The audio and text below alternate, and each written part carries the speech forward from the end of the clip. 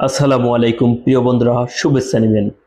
এনসিপির নাসিরউদ্দিন পাটোয়ারি তার বয়সের পরিমাণে তিনি কথা বলেন অনেক ভারী ভারী, মানে যাকে বলে ইসরে পাকা।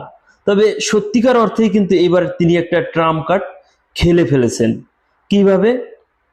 তিনি আজকে বিএনপির পদবঞ্চিত এবং যারা এই নমিনেশন বাণিজ্যের থেকে বাদ পড়েছেন, যারা গ্রিন সিগন্যাল অর্থাৎ পায়নি, তাদেরকে একটা অফার দিয়েছেন।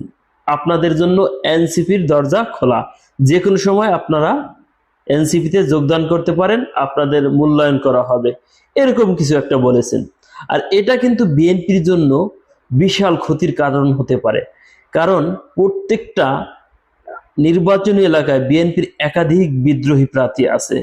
এই বিদ্রোহী প্রার্থীরা চিন্তা করবে স্বতন্ত্র বা বিদ্রোহ নির্বাচন না করে এনসিপির ব্যানারে যদি তারা নির্বাচন করে, সেক্ষেত্রে সুবিধা বেশি পাবে। মানে এনসিপির প্রতি কিন্তু সরকারের একটা আনুকূল্য আছে। দ্বিতীয় কথা, এনসিপি থেকে নির্বাচিত এমপিও হয়ে যেতে পারে তারা, কারণ এনসিপির একটা সমর্থন পাবে, 1-2% যাই আছে, প্লাস তার যে ব্যক্তিগত ভোট ছিল সেটাও তিনি পাবে। অতএব বলা যায় নাসিরউদ্দিন পাটোয়ারি কিছু একটা হলেও বিএনপির ক্ষতি করে ফেলছে। ধন্যবাদ, ভালো থাকবেন।